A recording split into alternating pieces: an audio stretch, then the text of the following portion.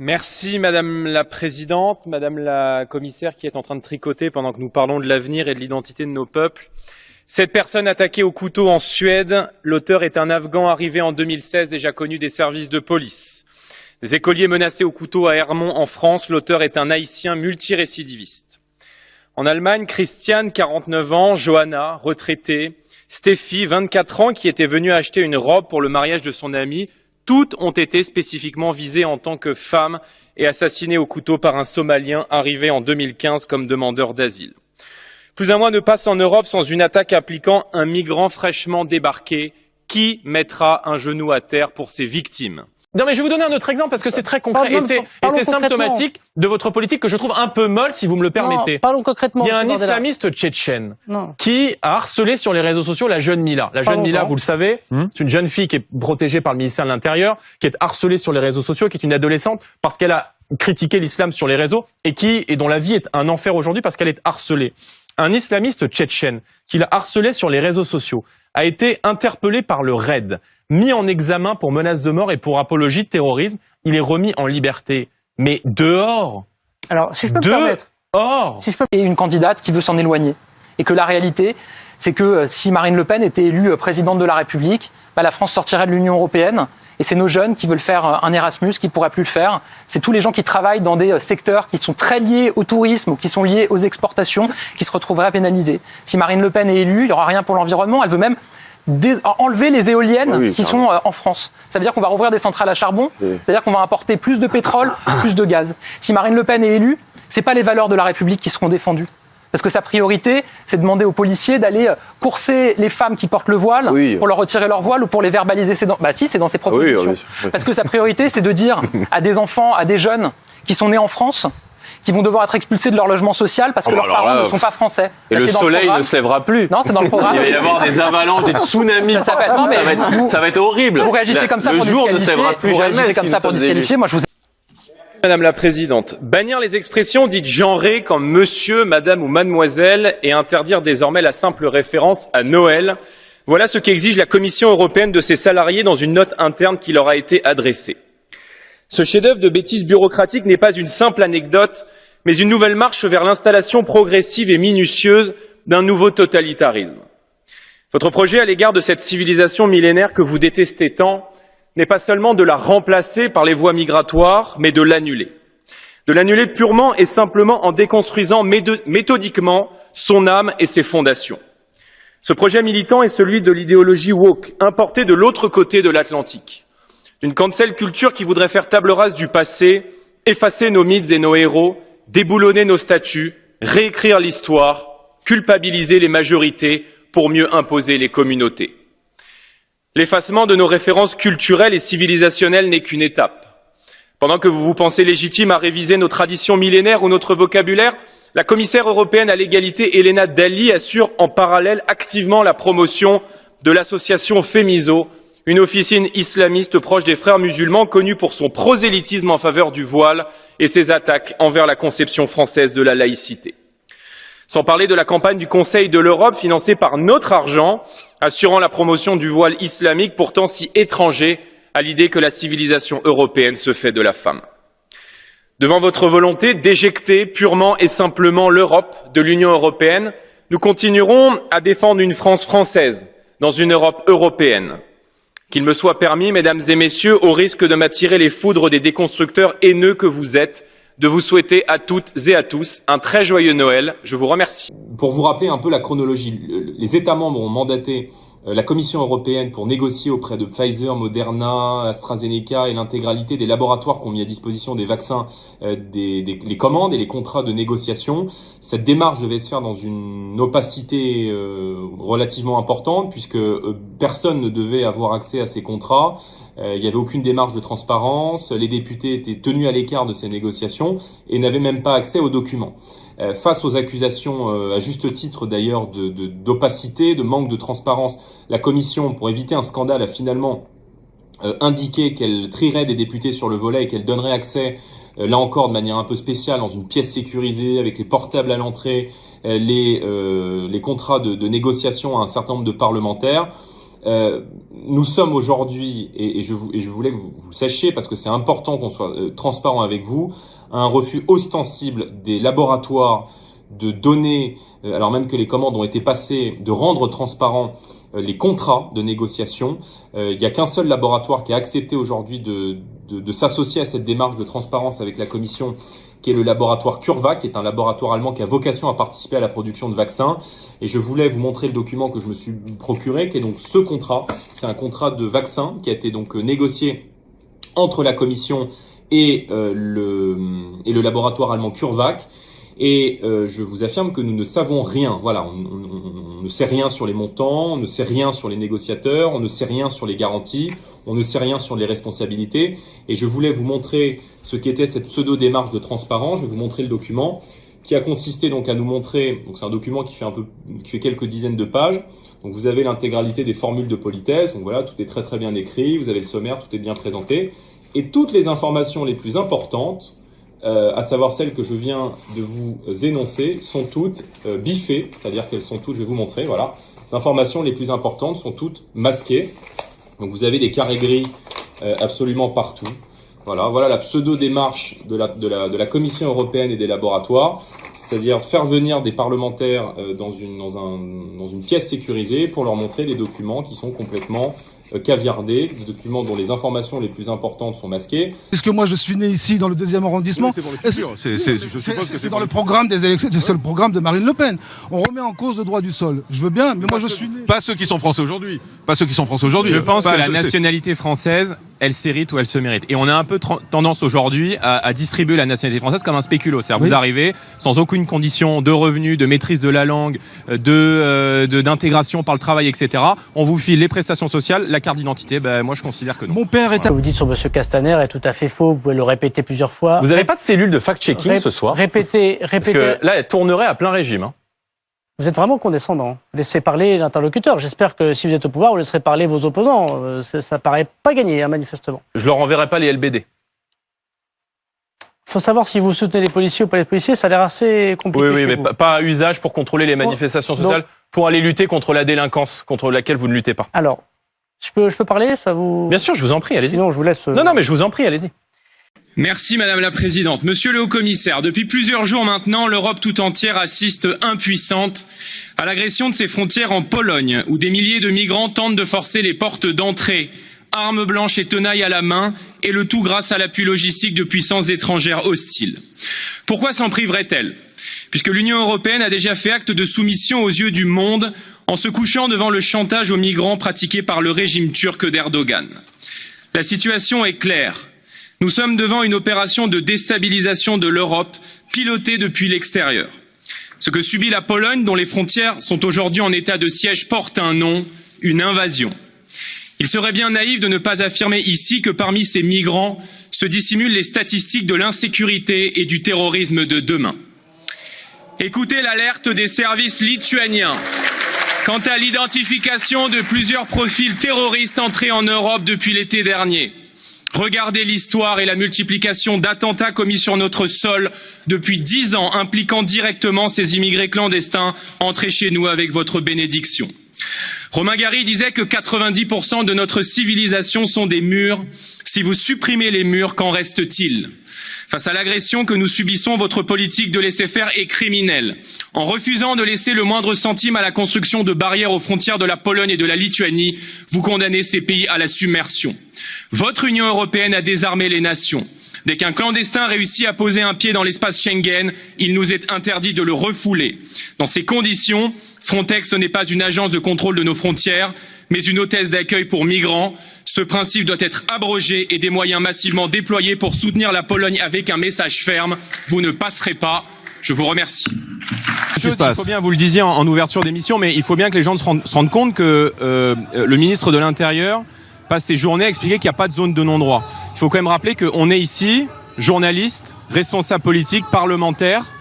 on est obligé de mobiliser 3/4 des effectifs de police du Rhône pour pouvoir entrer dans un quartier. Donc oui, il y a des zones de non-droit qui sont devenues des zones de non-France et il faut les reconquérir.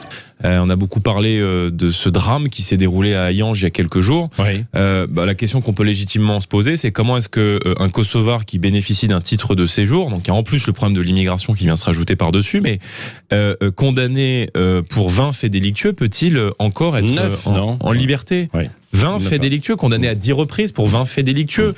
Violence, refus d'obtempérer, outrage, harcèlement, menace de mort. Il y a quelques mois encore, l'un de vos confrères a été sauvagement agressé à Reims. Le type en question, qui était un Algérien avec un titre de séjour espagnol, donc là encore on se demande un peu comment c'est possible, condamné à 8 reprises en un an entre 2018 et 2019. Donc le problème effectivement de la police, c'est aussi la justice. Il faut que nos policiers... Il y a des expulsions. Dit Aurore Berger qui était à ce micro hier, elle a dit qu'il y avait un certain nombre pour des faits graves. Il faut que ce soit très très grave, parce que le fait de lyncher un journaliste par terre n'est manifestement pas suffisant pour faire l'objet d'une expulsion. Si vous me permettez, parce que là votre diatribe était bien apprise, mais excusez-moi, on ne peut pas, entre deux tours d'une élection présidentielle, se concentrer que de phase. Calmez-vous, monsieur Darmanin, ça va bien se passer. Quand on a une augmentation... Ah, c'est très drôle, ça. C'est très... Et donc finalement, ce qui nous différencie, c'est que nous, on est un petit peu plus dans le concret, vous êtes plus dans la dénonciation. Jordan Bardella, plus dans la dénonciation. Non, mais moi, j'ai beaucoup de respect pour les élus locaux et les élus dans nos villes aussi. Rassemblement National se battent pour assurer la sécurité avec les moyens qui sont les leurs. Mais je pense qu'il faudrait peut-être un peu plus de charter que de boutons d'alerte. Vous voyez, parce que si on règle pas le problème à la racine, en vérité, on continue dans une espèce de spirale infernale. Je crois que vous soutenez Madame Pécresse, je crois que vous êtes proche de Madame Pécresse. Valérie Pécresse, lorsqu'elle était ministre du budget de Nicolas Sarkozy, elle a supprimé 12 500 policiers et gendarmes. Et donc ça, évidemment, on le paye aujourd'hui. Et vous, comme élu de terrain, comme élu local, vous êtes obligé de pallier je dirais les carences et les impérities de l'État. Donc il faut beaucoup plus de policiers. Et il faut juste, si je peux juste terminer, et puis il faut beaucoup plus de moyens dans la réponse pénale. Il faut rétablir les peines planchées, il faut mettre fin aux remises automatiques de peine, il faut construire des places de prison. Parce que si effectivement, j'ai dit tout à l'heure que les clandestins devaient être remis dans l'avion, il faut que les trafiquants de drogue soient mis en prison. Or aujourd'hui, ça n'est pas fait, parce que la justice est gangrénée par un laxisme judiciaire, et il faut donc aujourd'hui avoir une politique pénale qui soit beaucoup plus ferme, beaucoup plus efficace, et c'est ce que proposa Marine Le Pen dans le cadre de l'élection présidentielle. Bardella. Mais il a été à Arras, il a été dans le Nord à Denain, pardon, il a été à Saint-Denis, mais il a surtout été hué en vérité. Et il a fait peu de déplacements, peu de campagne, parce qu'à chaque fois qu'il sort, il est hué par les Français qui n'en peuvent plus de sa politique. Maintenant, pour parler de la campagne d'entre-deux tours, il n'y a pas seulement Face à Baba. C'est-à-dire qu'il faut savoir que nous avons été sollicités par votre chaîne pour faire Face à Baba. On a accepté immédiatement et sans aucune condition, comme la dernière fois. On a été sollicité par France Télévisions pour faire une grande émission politique qui s'appelle Élysée 2022. Et on a été sollicité, par exemple, encore récemment par Le Parisien pour faire une interview. Il faut savoir que Le Parisien, comme c'est de la presse écrite, n'est pas soumise aux mêmes égalités de temps de parole. Donc Le Parisien peut faire juste un entretien de Marine Le Pen. Si Emmanuel Macron ne souhaite pas la faire, il n'y a pas de règle d'égalité qui s'applique.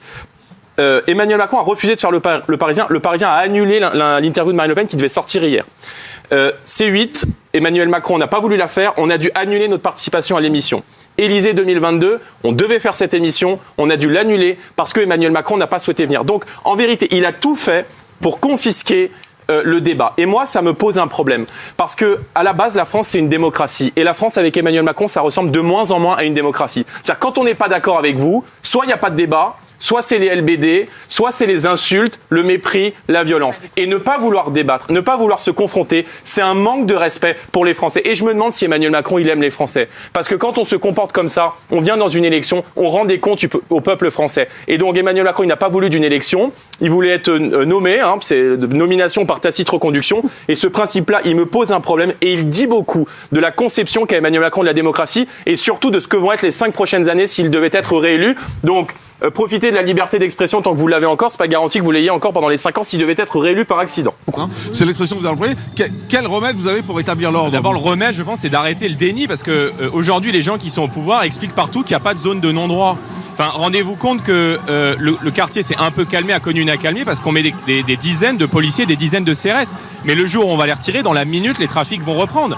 Moi, je suis désolé de le dire, mais une grande partie de la violence qu'on subit ici et une grande partie des trafics sont organisés par l'immigration clandestine. Il y a des mineurs étrangers isolés qui n'ont pas à être ici, qui se font passer pour des mineurs pour bénéficier de l'aide sociale à l'enfance et qui ne sont pas expulsés. Je vous rappelle que lorsqu'Emmanuel Macron était en campagne, il avait dit avec moi, 100% des obligations de quitter le territoire français seront mises en œuvre. Les chiffres viennent de sortir, c'est à peine 5%. Donc évidemment, quand vous avez des gens qui se baladent ici, qui n'ont rien à faire chez nous, je comprends ça nuit à l'activité des commerçants. Écoutez, là encore, face au défi qui est devant nous, vous rappelez l'ouverture il y a quelques jours du procès des attentats de Charlie Hebdo. Moi, je crois que les terroristes aujourd'hui ont gagné, puisqu'en l'occurrence, la liberté d'expression a été attaquée. Plus personne n'ose publier de caricatures sur Mahomet, sauf effectivement Charlie Hebdo qui a décidé. Sauf, ce n'est pas un détail quand même. Elles sont relayées, vous le voyez sur les réseaux sociaux. On peut regretter que très peu de médias les aient accompagnés, alors que c'est la liberté d'expression dans son ensemble. Je les ai relayés. Beaucoup d'élus, d'ailleurs, courageux, les ont également relayés. Et beaucoup de citoyens, d'ailleurs, tout simplement. Face au séparatisme, Monsieur Macron nous propose une charte de la laïcité. Donc, effectivement, les islamistes qui se sont attaqués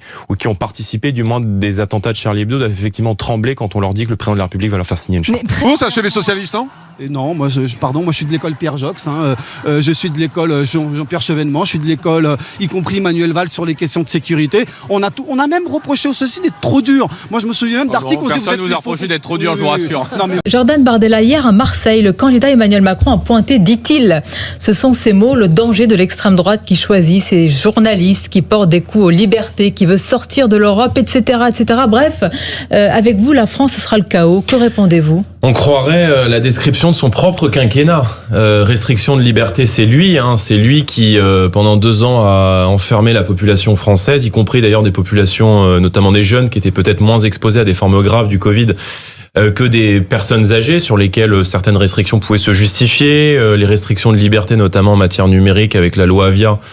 C'est lui, et puis une forme de dérive autoritaire, je veux dire la brutalité à l'égard du peuple français, brutalité avec laquelle il a géré cette crise des gilets jaunes en commettant des violences contre la population française, contre le peuple français. C'est intégralement de sa responsabilité.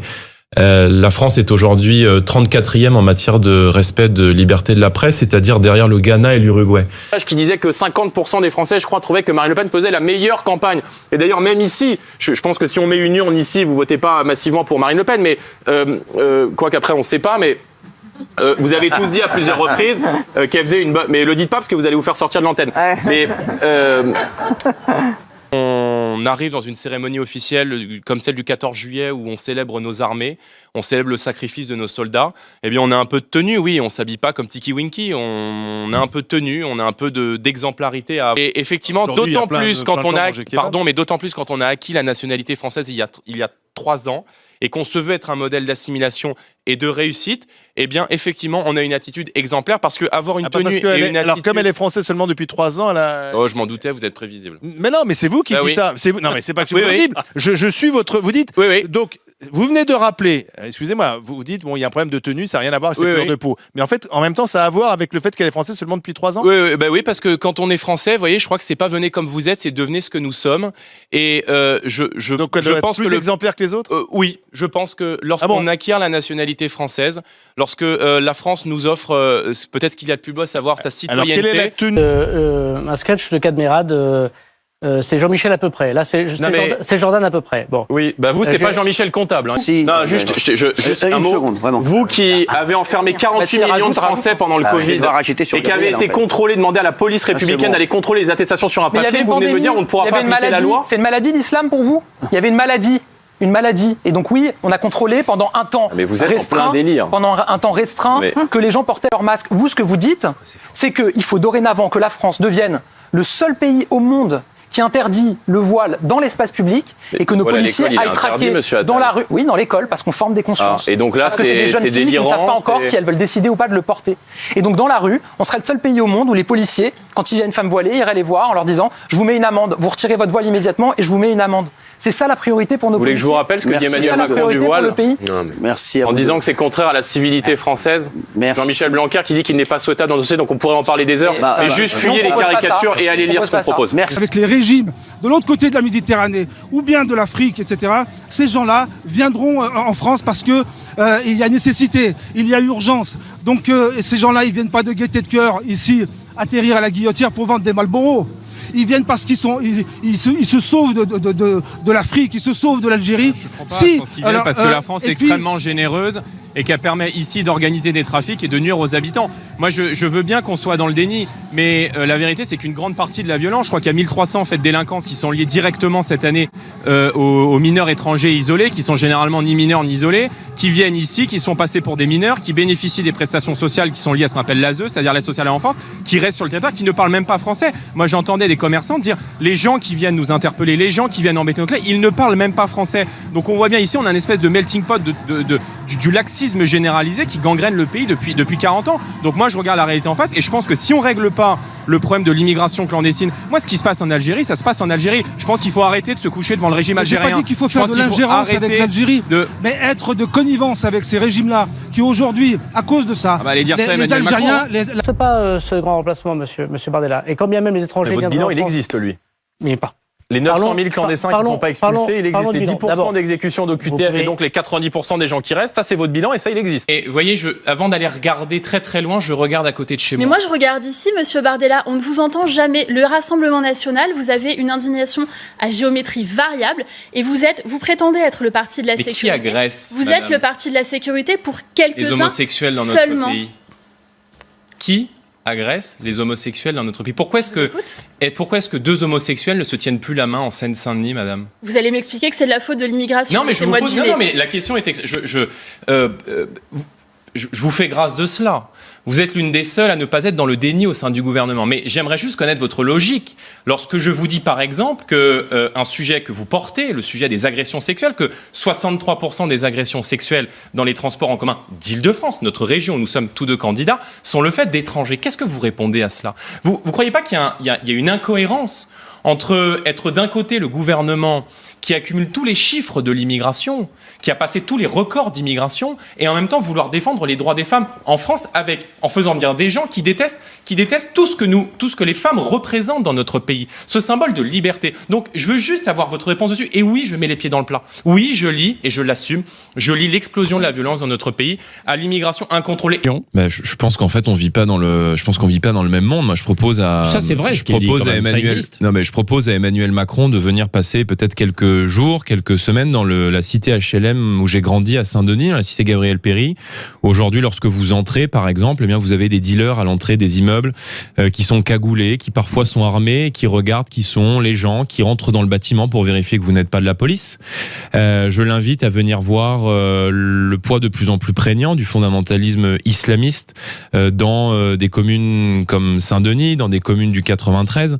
Je l'invite à consulter ce rapport parlementaire qui avait été remis il y a un peu plus de 2 ans à l'Assemblée nationale et qui nous dit que jusqu'à 25% de la population de Seine-Saint-Denis, c'est-à-dire 400 000 personnes sur 1 500 000 personnes, pourraient être présentes de manière clandestine, clandestine. Ouais. Donc, en vérité, Monsieur Macron, il est totalement déconnecté.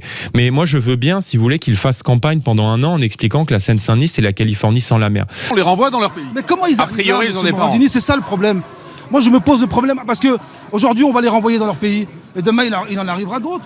Comment ça se fait que ces jeunes-là, tous ces gamins... Parce que le pays est extrêmement attractif. Parce que quand vous arrivez, vous avez les soins gratuits. Mais comment ils arrivent? Vous avez le logement, vous avez les mafias de passeurs qui profitent de la misère humaine pour instrumentaliser les gens, pour les amener et pour aussi leur faire prendre le risque de traverser la Méditerranée. On n'est pas responsable des morts en Méditerranée. Moi, je suis pas responsable de la situation. Moi, ce qui me préoccupe, c'est la situation des habitants et des commerçants ici. Enfin, les gens sont complètement submergés. Et je l'assume. Je pense qu'on ne réglera pas.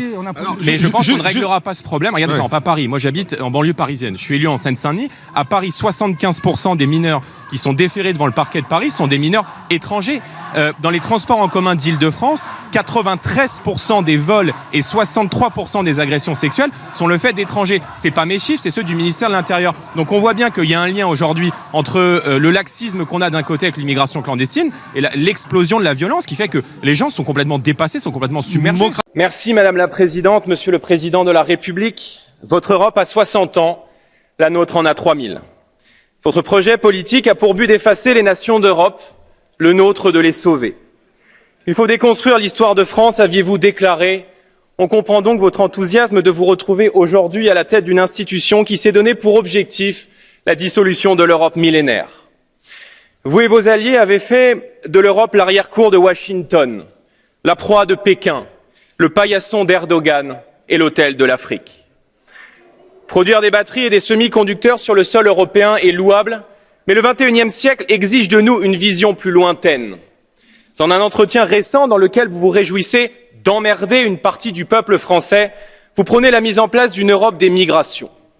Plus tôt, dans une conférence de presse, vous annonciez vouloir faire avancer le pacte européen pour les migrations. Ce pacte organise un véritable coup d'État juridique, puisque sous couvert d'harmoniser les règles, l'Union européenne va déposséder les nations du droit de définir elles-mêmes leur politique migratoire. Vous allez flouter la notion de réfugiés et de migrants, instaurer le regroupement familial élargi aux frères et aux sœurs, contraindre les pays aux relocalisations forcées, restreindre les possibilités de reconduite aux frontières, encourager les ONG dans leur rôle de complices des passeurs. En clair, vous voulez déposséder des États et les peuples du dernier des droits qu'il leur reste, celui de décider qui entre chez eux et qui doit en sortir. Alors que votre priorité devrait être de rétablir des frontières en France et de poser des frontières à l'Europe, vous voulez déposséder les peuples, notre peuple, du droit légitime d'être et de demeurer lui-même.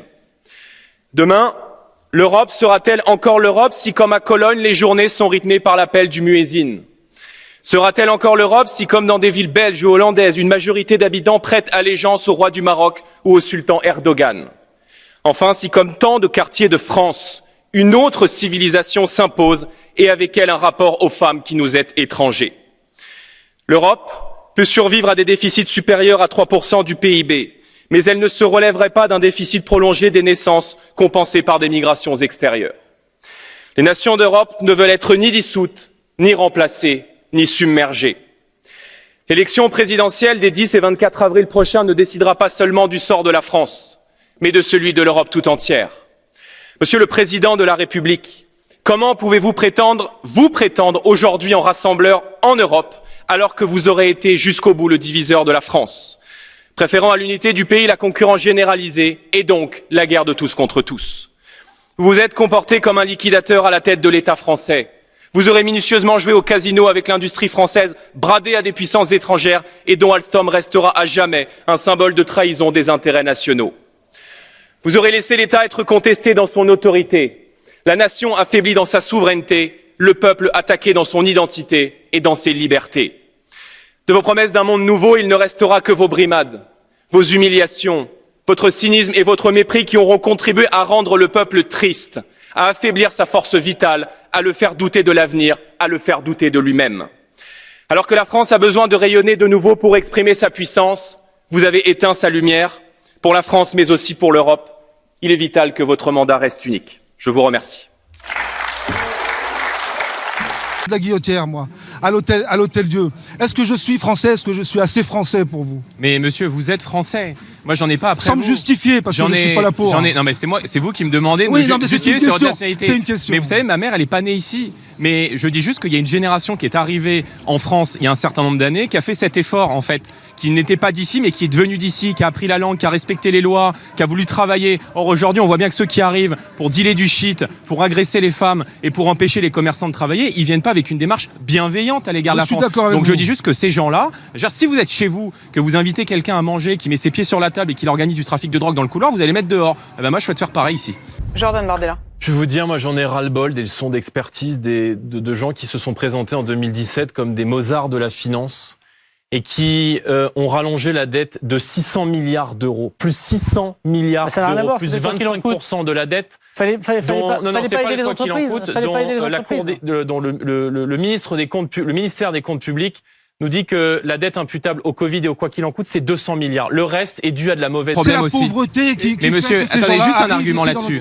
Monsieur, il y a des centaines, des milliers de familles pauvres en Seine-Saint-Denis, dans le nord de la France, dans le centre de la France, dans le Cantal ou dans la Creuse, dont les parents ont de plus en plus de mal à boucler les fins de mois. La vraie pauvreté, elle est dans nos campagnes, elle est dans la ruralité, où les pharmacies ferment, où les hôpitaux ferment, et là-bas on ne brûle pas de voitures, on n'attaque pas la police, et on ne brûle pas des voitures, on ne fout pas le bordel pour manifester une colère. Donc je crois pas à cet argument de la pauvreté. Moi je crois dans l'éducation. Et vous voyez, ma mère, elle m'a élevé avec 1300 € par mois, mais par les valeurs qu'elle m'a données, par l'éducation qu'elle m'a donnée, mais probablement comme vous, et ni vous ni moi n'avons fini comme délinquants. Votre problème. 170 mosquées des frères musulmans, c'est-à-dire de l'UOIF, qui sont peut-être pas radicales à votre goût, mais qui l'UOIF est en tout cas interdit dans certains pays musulmans et considéré comme organisation terroriste. Non, mais vous avez un problème.